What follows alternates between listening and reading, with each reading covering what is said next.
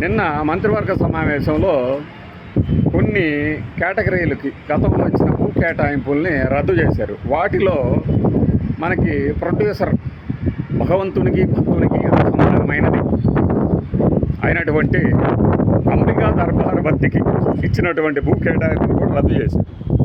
ఎందుకు చేశారు? సింపుల్. మనవాడు ఈ మధ్య ఆ యూట్యూబ్ ఛానల్స్లో ఎవరు ఇంటర్వ్యూకి వచ్చినా కూడా వద్దనకుండా పాత తరం నిర్మాతలు కానీ పొలిటీషియన్లు కానీ వాళ్ళ అభిప్రాయాలు చెప్తూ ఉంటారు కదా. ఈ అభిప్రాయాలు చెప్పే క్రమంలో ఏమైందంటే మనవాడు కూటమి నేతలకి వ్యతిరేకంగా కొన్ని కామెంట్లు చేశారు. దానివల్లనే ఈయనకి ఇప్పుడు ఈ యొక్క భూ కేటాయింపు రద్దు అయింది అని కొంతమంది చెప్తున్నారు. నేనైతే అది నిజమా కాదా అనేది తరచి చూడను, కానీ ఆ ఫ్యాక్ట్ అయితే అది జరిగింది. నిన్న వాళ్ళ కేటాయించిన భూమి రద్దయింది. అంతకుముందు ఆయన కామెంట్ చేసిన విషయము నిజమే.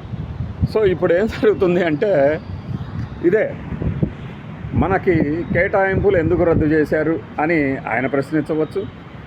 లేదంటే పలానా చోట అంత తక్కువకి రేట్ ఇస్తున్నప్పుడు కేవలం నేను సమయము సరిపోక పలానా ఉత్పత్తి లేదంటే ఫ్యాక్టరీ పెట్టగలేకపోవటం నా తప్ప అనే ప్రశ్నలు కూడా రావచ్చు.